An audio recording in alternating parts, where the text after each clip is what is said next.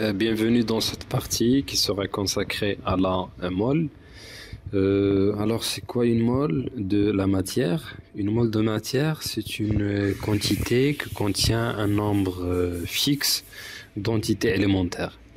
Alors, ce nombre qui a été fixé le 20 mai 2019 comme étant nombre d'Avogadro, bien sûr, elle était avant considérée comme étant le nombre d'atomes de carbone dans 12 grammes de carbone 12.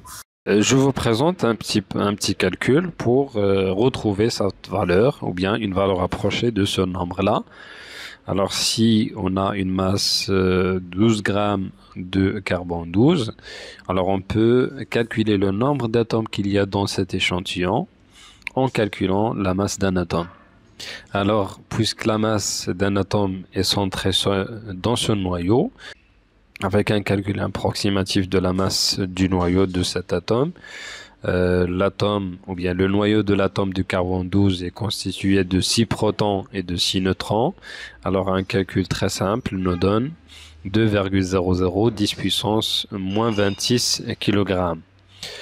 Alors on peut calculer le nombre d'atomes qu'il y a dans cet échantillon en divisant la masse de cet échantillon par la masse d'un atome de carbone.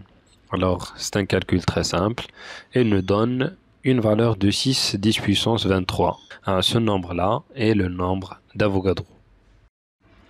Voilà, ce nombre-là représente le nombre d'entités élémentaires. Alors, quelles sont les entités élémentaires? Bien sûr, des espèces chimiques, soit des atomes, soit des molécules, ou bien des ions en général. Alors, ce nombre-là d'entités élémentaires représente une quantité égale à une mole. On peut déduire une expression permettant de calculer la quantité de matière exprimée en mol. Alors si on dispose d'une mole, alors on dispose d'un nombre Na d'entités élémentaires. Alors si on dispose d'une quantité notée petit n, quantité de matière exprimée en mol, cette quantité contient un nombre d'entités élémentaires qu'on va noter n, avec une règle de 3.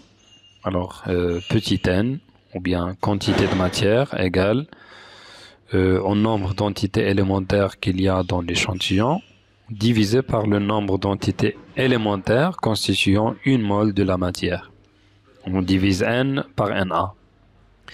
N étant un nombre sans unité, n c'est une quantité en mol. Alors pour assurer une certaine homogénéité de cette expression, on doit donner au nombre d'Avogadro l'unité mol moins 1. Et par suite, ce n'est plus un nombre et devient une constante. Alors Na comme constante avec l'unité mol moins 1 égale à 6,022 10 puissance 23 mol moins 1. Avant le 20 mai 2019, le nombre d'Avogadro était considéré comme nombre d'atomes de carbone dans 12 grammes de carbone 12. Mais à partir de 20 mai 2019, ce nombre-là a été fixé par convention sur la valeur 6,022 140 77 mol moins 1. Et voilà, on peut terminer par la définition. Alors, on peut définir une mole de la matière comme étant une quantité de matière qui contient 6,022 140 77 10 puissance 23 entités élémentaires. Prenons un exercice d'application pour qu'on puisse savoir comment utiliser ces notions-là. Alors, on considère un échantillon d'eau de quantité de matière NH2O égale à 0,25 mol. La première question, on vous demande de calculer le nombre de molécules d'eau dans cet échantillon.